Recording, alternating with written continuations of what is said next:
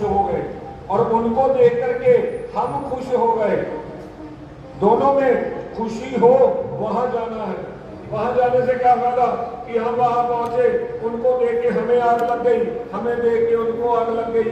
ऐसी जगह पर जाने की कोई जरूरत नहीं है।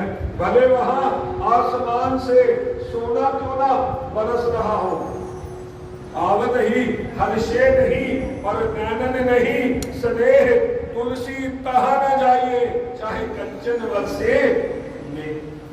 आकाश से सोना भी बरस जाए, वहां आपको नहीं जाना चाहिए। और ठाकुर जी ने, भोलेनाथ ने बहुत समझाया, लेकिन आज सती मानने को तैयार नहीं है। भोलेनाथ कहते हैं कि जब भी कोई बात बिगड़ रही हो तो अपनी ओर से तो पूरी कोशिश कर लो कि ये बात ना बिगड़े। अगर फिर भी बात नहीं बने तो फिर भगवान के भरोसे छोड़ दो। भोलेनाथ कहते हैं कि मेरे इतने समझाने पर भी सती नहीं मान रही, तो लगता है कि जो होनी है वो बहुत बलवती है। वही है सोई जो राम रचि राखा, को कर तर्क बढ़ावे शाखा। अपनी तरफ से कोई कमी नहीं छोड़नी चाहिए। अब जब बात ना बने तो फिर ठाकुर जी के ऊपर छोड़ दो। सोई सती मैया वहां से चली, कहती महाराज जी तो मैं जाऊं। भोलेनाथ बैठ गए समाधि लगा के। अब निकलती है। जब बाप के घर का दृश्य आंखों के आगे नाचता है तो मन में आता है कि जाना चाहिए, लेकिन फिर ध्यान में आता है कि भोलेनाथ नाराज हो जाएंगे, फिर वापस आती है। जैसे ही जाने लगती है तो भोलेनाथ आंख खोल के देखते हैं कि गई, लेकिन जब वापस आती देखती है तो फिर आंखें बंद कर लेते हैं। अंत में भैया कहती है कि मेरे भोलेनाथ तो आशुतोष है। क्षणे रुष्टा क्षणे तुष्टा, रुष्टा तुष्टा क्षणे क्षणे। एक मिनट में अगर नाराज होते हैं तो अगले ही मिनट में मान भी जाते हैं। फिर मना के देखती हूं, लेकिन भोलेनाथ नहीं माने। सती मैया कहती है कि अब तो मैं जाऊंगी ही जाऊंगी। जैसे सती मैया जाने लगती है, भोलेनाथ अपने गणों को भेजते हैं कि जाओ, ऐसे पहुंचा करके आओ। सती मैया यज्ञ में पहुंचती हैं जब, तो क्या देखती हैं कि जितने भी वहां देवी देवता थे, जो देवी देवता पहले लेट के दंडवत करते थे, आज किसी ने बुलाया भी नहीं। लोगों ने देख करके मुंह मोड़ लिया। सती मैया को बड़ा अटपटा लगा। क्यों? क्योंकि जो पहले आपसे हंस करके मिलता हो और किसी दिन वो आपको ना बुलाए तो इतने में टेंशन हो जाती है, या जो बोलिया था तेरी गल की हुई। वो उसके मन में कुछ भी हो, लेकिन हमारे मन में आना शुरू होता है कि क्या हमसे तो गलती हो गई, या जे हमसे किसी बात पर नाराज है जो इसने हमसे बात नहीं की।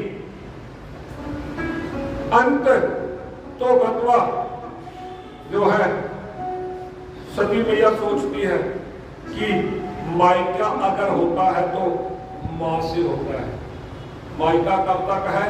जब तक हमारी मां है। मां के बाद मायके में कोई पूछने वाला नहीं होता।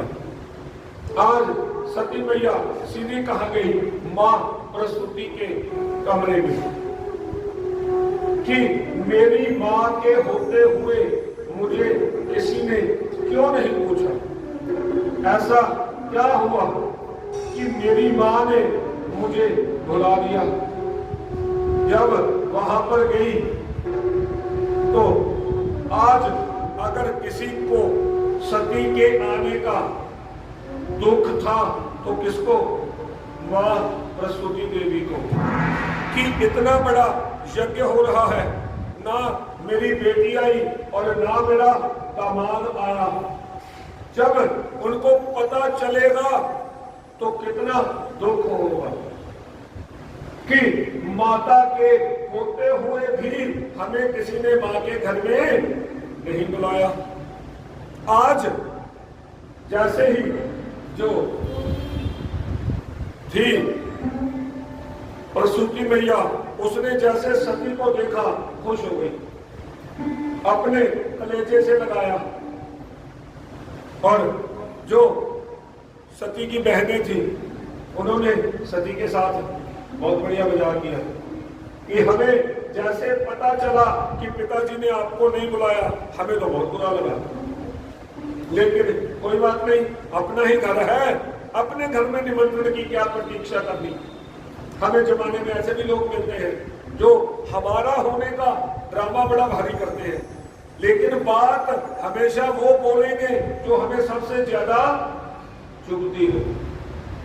चिंता के ना करो ना, दो भाइयों में खटपट हो, पड़ोसियों को, हम भाइयों में खटपट है, हमें तो नहीं बुलाया, पड़ोसियों को बुलाया है, तो भले वहां खाना मिला हो या ना हो, हमारे घर के आगे वो जरूर बोलने वाले ब्याह सिगा, मजा ही आ गया। क्यों? क्योंकि हमें जलाना है कि हम आपके यहां से होकर के आ रहे हैं, देखो आपको बुलाया ही नहीं। जो संसार है ये विचित्र प्रकार का है। आज सती मैया जो थी पहुंची, जाकर के देखा कि जो यज्ञशाला है उसमें सब देवताओं के जो भाग्य हैं वो सुव्यवस्थित पड़े हैं, लेकिन देवादिदेव भोलेनाथ का कोई नाम निशान नहीं।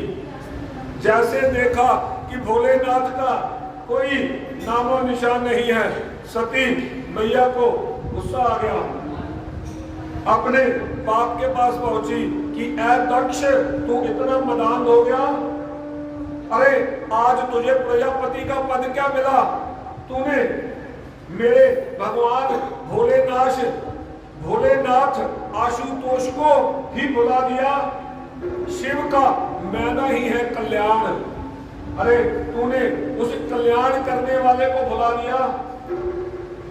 आज मुझे पता चला है कि मेरा जो जन्म है वो शिव द्रोही के द्वारा हुआ है। जब तक ये शरीर रहेगा तब तक ये रिश्ता रहेगा। मैं ना ही इस शरीर को रहने दूंगी और ना ही इस रिश्ते को रहने दूंगी।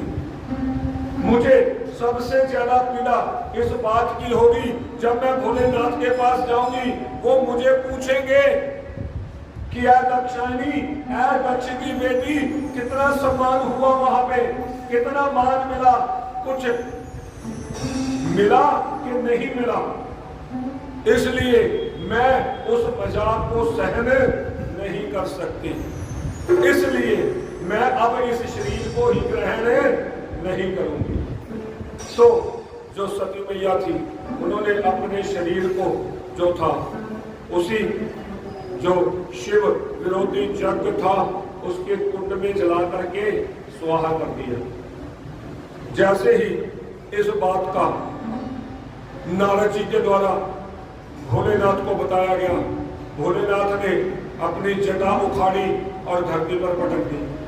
उसमें से एक वीरभद्र नाम का पुरुष पैदा हुआ जिसने आकर के पूरे यज्ञ को तहस नहस कर दिया, और जो दक्ष था उसका गला काट के अग्नि में स्वाहा।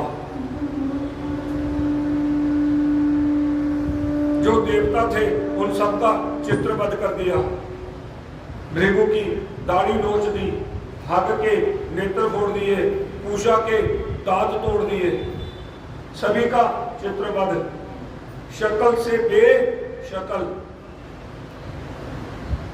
सभी दुखी होकर के जो थे कहाँ पहुंचे? ब्रह्मा जी के पास। ब्रह्मा जी से कहा कि महाराज गए थे हम यज्ञ में भाग लेने, यज्ञ में भाग तो मिला नहीं, अपितु अपना भाग ही यज्ञ में स्वाहा हो गया। सो ब्रह्मा जी कहते हैं कि उस यज्ञ में जब हम तीनों देव नहीं गए शंकर भगवान को बुलाया नहीं गया और हम और विष्णु वहां गए नहीं। आप वहां गए ही क्यों? क्यों कहते हैं ना, बिना विचारे जो करे सो पाछे पछताए, काम बिगाड़े आपनो और जग में होते हसाए। काम किसका बिगड़ता है? अपना ही। जुलूस किसका निकलता है? अपना ही।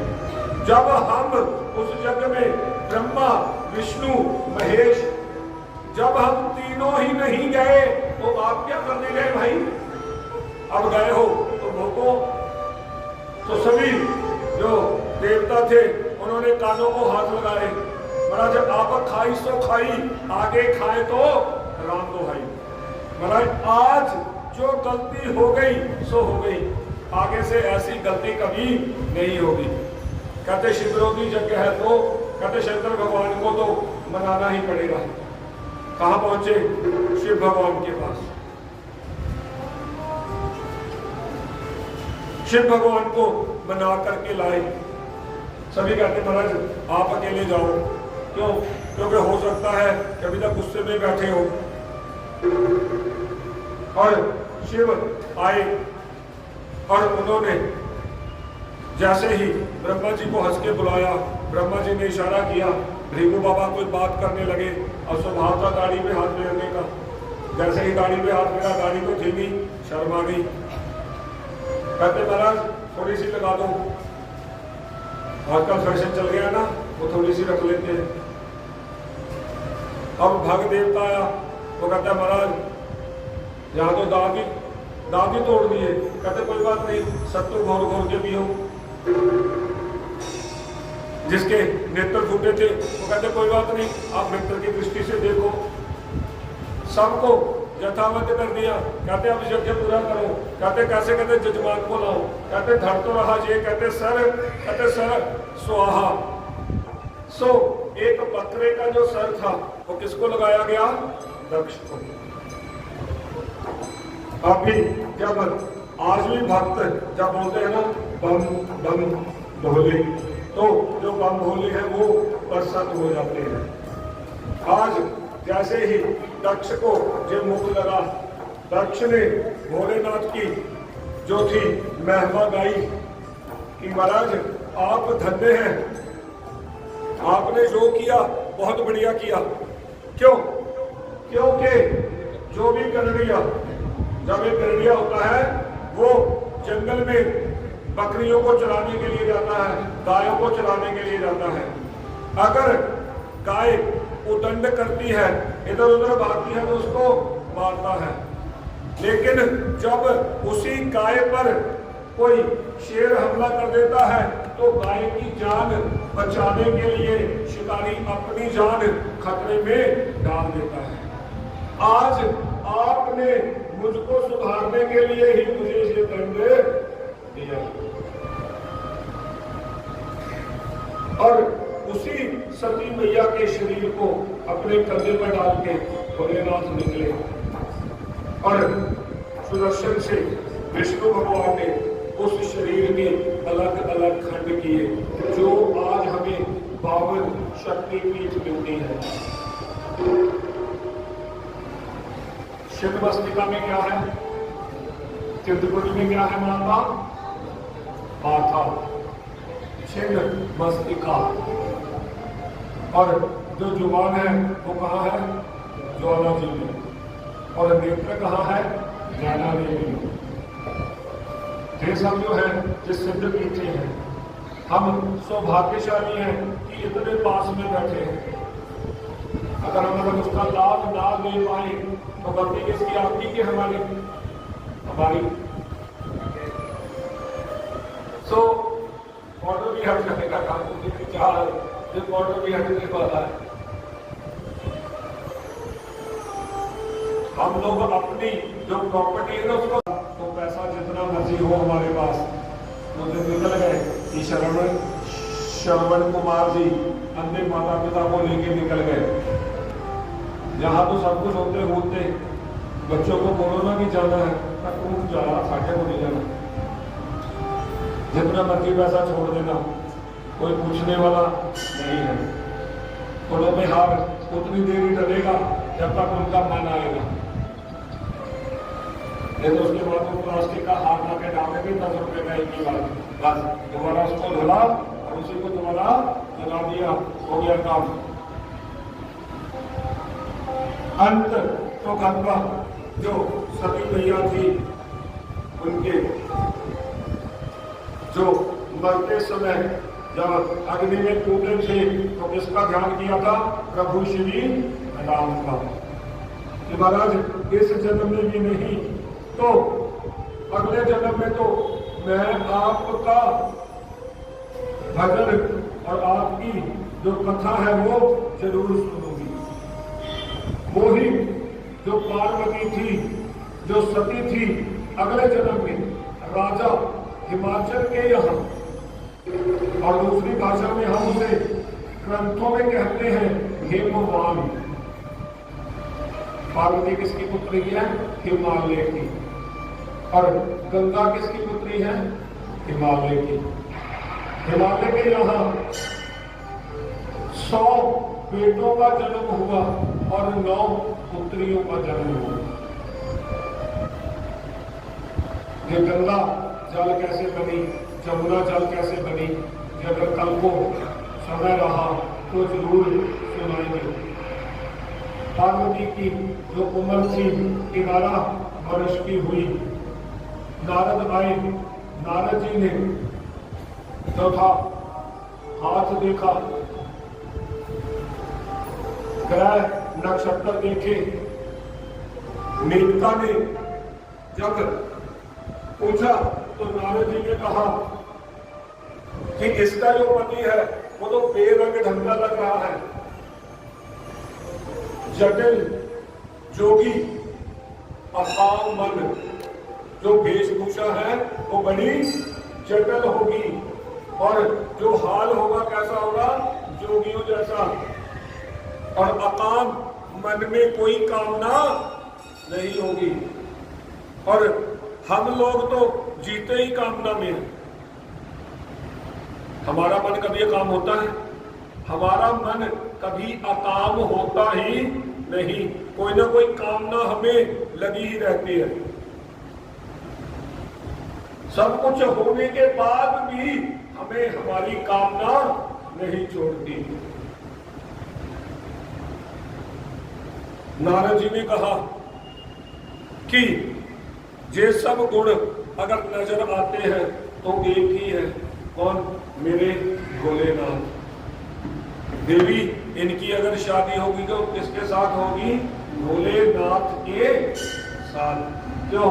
क्योंकि ये सब गुण जो है वो किसमें है? हमारे भोले बाबा में। तो कहते हैं कि 11,111 वर्ष जो था पार्वती मैया ने तप किया। 11,111 वर्ष का तप। उस तप के प्रभाव से जो था पार्वती मैया को कौन मिले? भोलेनाथ। अब भोलेनाथ भी तपस्या पर बैठे हैं और जो है इधर पार्वती मैया भी तपस्या पर बैठी है, और इधर इनकी तपस्या के बीच में ही एक तारकासुर नाम का दैत्य प्रकट हो गया। उसने तपस्या की और ब्रह्मा की तपस्या कर करके ये वरदान मांगा। काले का भजन सो लेना, बहुत देर हो गई। बोलो, गण बोलो, बोलो यार। आज विक्की आया ही भजन ही नहीं लाया यार। विक्की तो चेता ही नहीं कराया, चंगा बंदा तो यार। और तू टन टन से चंगा गवा। हे शंभु बाबा मेरे भोलेनाथ, तीनों लोक में तू ही तू।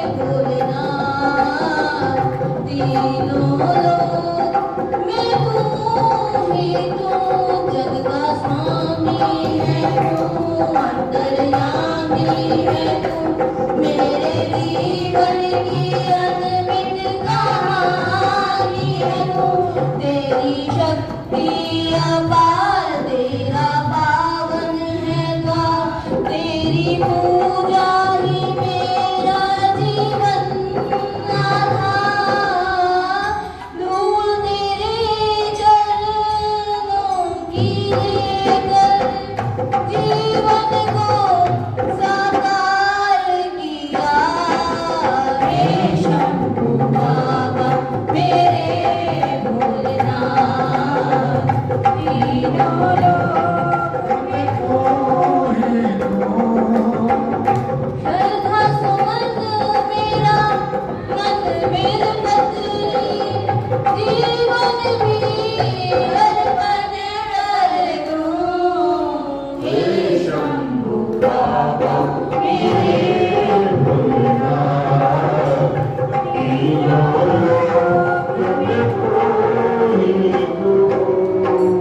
श्रद्धा सुमन मेरा मन मेरे पत्री जीवन भी अर्पण कर दूं हे शंभू बाबा मेरे भोलेनाथ तीनों लोक में कोई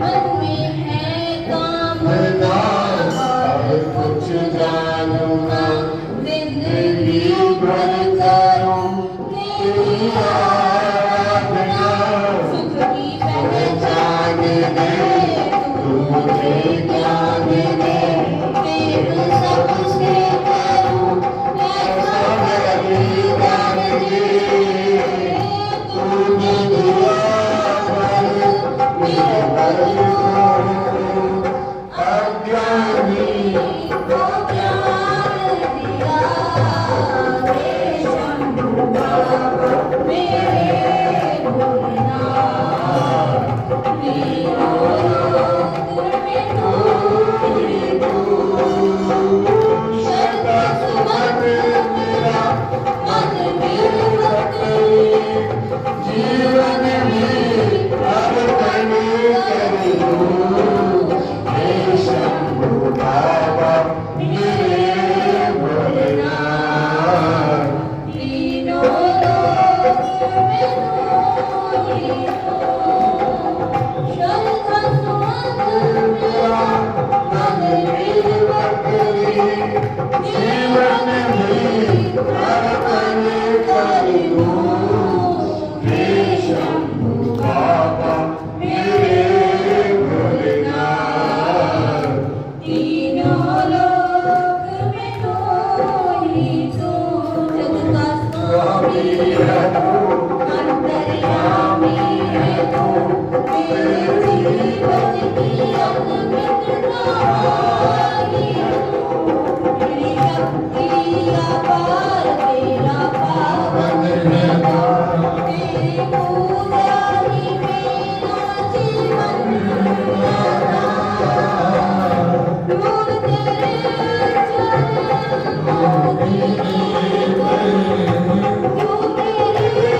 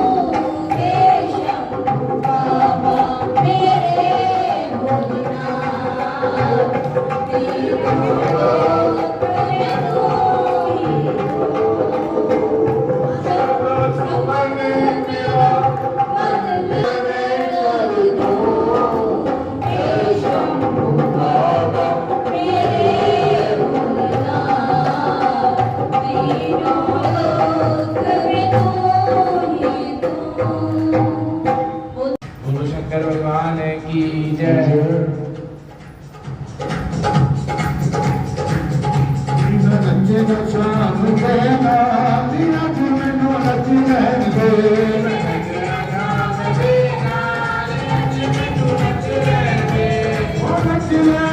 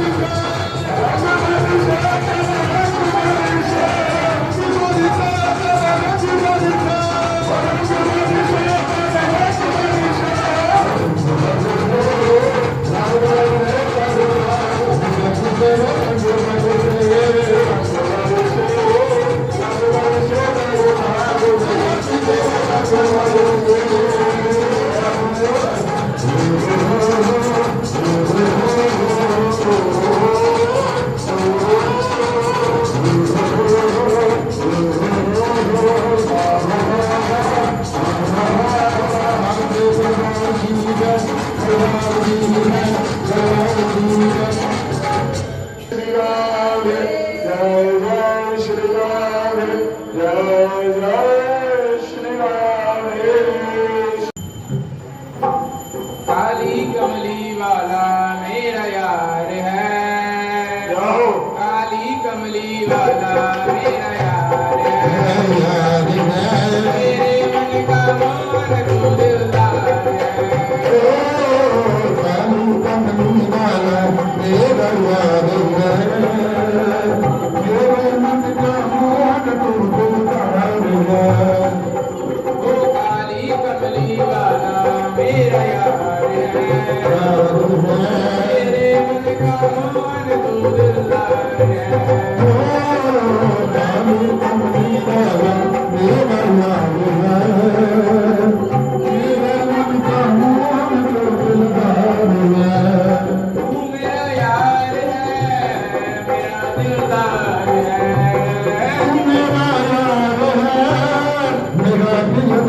तू मेरा यार है, मेरा दिलदार है।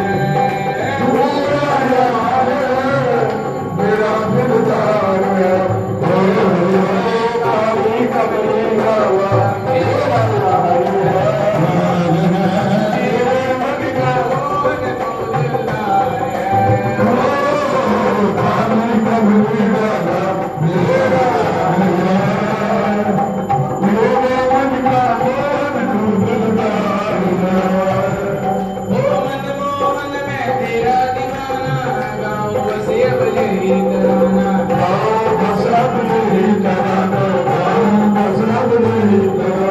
मनमोहन मैं तेरा दीवाना, गाऊं बस ये यही तराना।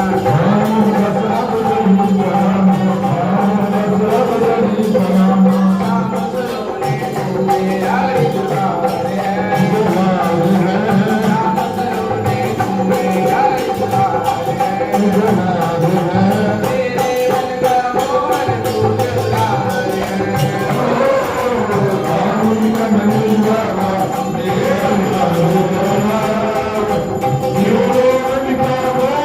Oh,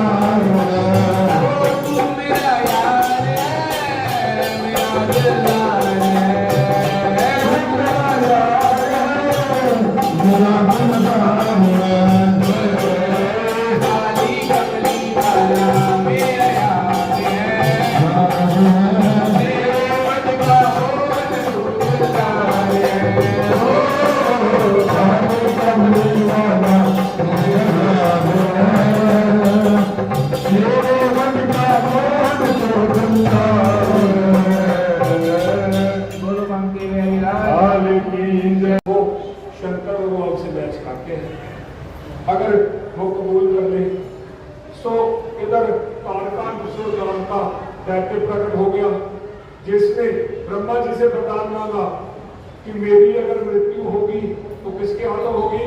शंकर भगवान के बेटे के हाथों होगी। क्यों? उसे पता था कि शंकर भगवान तो तपस्या में बैठे हैं, जिनको पहले बैठे 87,000 वर्ष हो गए हैं, 10-50,000 साल और नहीं उठने वाली, तो हम तो अमर ही है। सो ब्रह्मा जी ने वरदान दिया, तारकासुर ने देवताओं को अपने अपने घर से भगा दिया मार मार के, सभी भगे डोल रहे हैं। इधर जो नारद जी थे उन्होंने देवताओं को कहा कि आपकी मुक्ति उसी से होती है अगर शंकर भगवान की शादी हो जाए। तो देवता कहते हैं कि भोलेनाथ तो तपस्या में बैठे हैं, अब उन्हें जगाने कौन जाएगा? तो ब्रह्मा जी ने विष्णु जी को बोला। जैसे ही विष्णु जी उठे, अभी विष्णु जी तो उठे ही थे, विष्णु जी से साथ ही उठ गई लक्ष्मी पड़ गई ब्रह्मा जी के गल। कहती हो बुढ़े, तू मेरे पति को क्या मरने के लिए भेज रहा हो? इतने शौक है तो तुम मर जाके। अब लक्ष्मी और ब्रह्मा जी में बात चल रही थी जब तक ब्रह्माणी उठी। क्यों? क्योंकि औरत अपने पति के लिए कुछ भी सुन सकती है और उसके लिए बुढ़ा नहीं सुन सकती। मसीह कही है बांसर जी बुढ़े हो गए हैं, माता ने गल कर बुढ़े हो गए, बुढ़ा होया होगा तू साडा बांसर का हाले चंगा भला और वृंदावन में हरि लाल की है। भैया अपने आदमी के लिए सब कुछ सुन सकती है, लेकिन बुढ़े शब्द का प्रयोग नहीं सुन सकती। आज उनमें जैसे ही खटपट शुरू हुई, तुरंत नारद जी आए, कहते झगड़ो मत, कहते आपका जो काम है वो एक बंदा बना सकता है। कौन आपका काम बना सकता है? मात्र कामदेव। क्यों?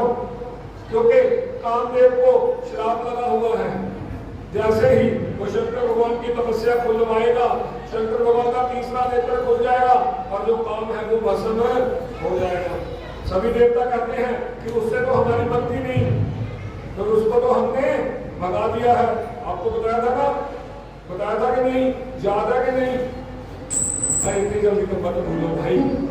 आपको बताया था ना कि जब काम ने देखा देवताओं की ओर, तो देवता जो थे वो काम के वशीभूत हो गए थे।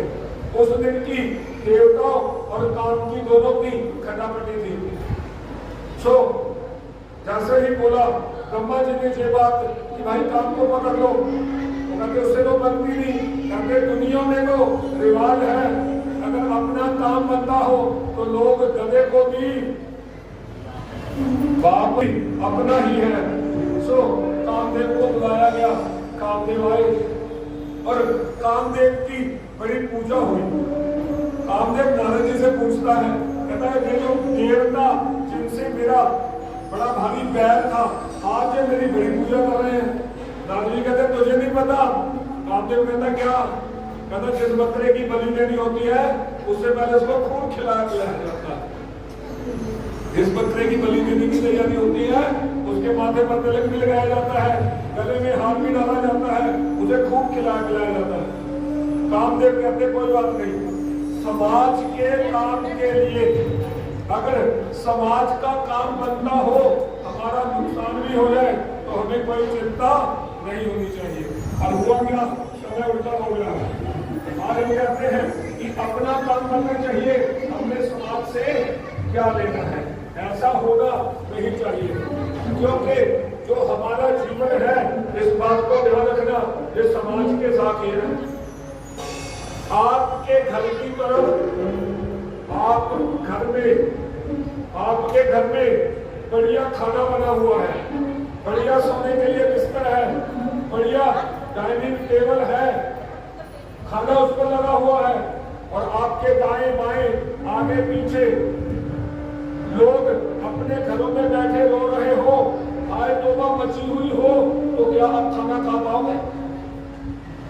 हम खाना नहीं खा पाएंगे। हम खाना तभी खा पाएंगे जब चारों ओर शांति हो। हंसने की बात सुनते हुए तो खाना फिर भी खाया जा सकता है, लेकिन किसी की चीख पुकार सुन के खाना नहीं खाया जा सकता। हम सामाजिक लोग हैं, हमें में समाज के साथ ही रहना पड़ता है। सो काम जो था वो भोलेनाथ की समाधि तोड़वाने के लिए गया। भोलेनाथ की आंख खुली, जैसे ही भोलेनाथ की तीसरी आंख खुली सोई कामदेव भस्म। कामदेव जब भस्म हुआ तो कामदेव बैठा कहाँ था पता है आपको कि नहीं? उस समय कामदेव जो बैठा था आम के पेड़ के ऊपर बैठा था। सौरभ पल्लव मदन विलोका आम के पत्तों में से झांक के देख रहा था कि भोलेनाथ की आंख खुली कि नहीं खुली। जैसे ही आंख खुली तीसरा नेत्र खुला काम भस्म। उसके साथ ही जो आम का पेड़ था वो भी भस्म हो गया। उसको तो वरदान दिया।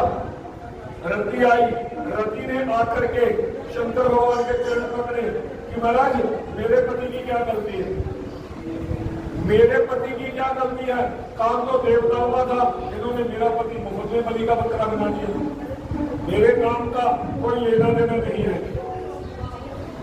रति को भोलेनाथ ने विश्वास दिलवाया कि अब तो है सतयुग, आगे आएगा त्रेता। सतयुग में भी त्रेता का काम नहीं होगा और त्रेता में भी काम नहीं होने वाला। हाँ, कामदेव का अब जन्म होगा द्वापर में। कब?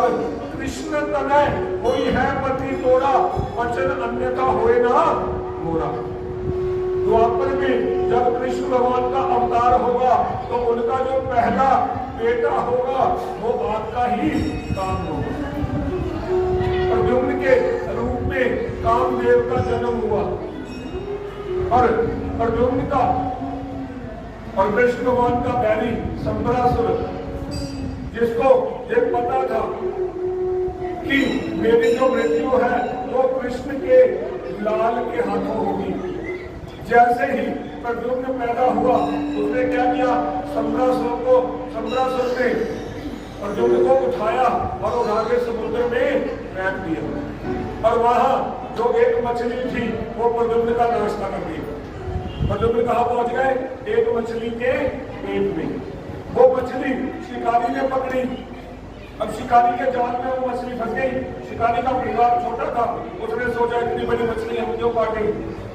उसने क्या की? वो मछली राजा को समर्पित कर दी कि भैया तुम अपने यहाँ काट के इसको खा लो। अब जैसे ही राजा की रसोई में वो मछली कटी तो उसके पेट में से प्रद्युम्न जी निकल आए। इधर नारद जी ने दौड़ लगाई और रति को बताया कि पहुंच जा, तेरा पति कहाँ पहुंच गया है? संबरासुर के यहाँ। जैसे ही रति को देखा तुरंत जो ये छोटे से बड़े हो गए, कामदेव तुरंत जवान हो गए और रति ने कहा कि महाराज मैं आपकी पत्नी हूँ और आपको काम है, संबरासुर को आपका दुश्मन है। ये कथा विस्तार में कभी फिर करेंगे।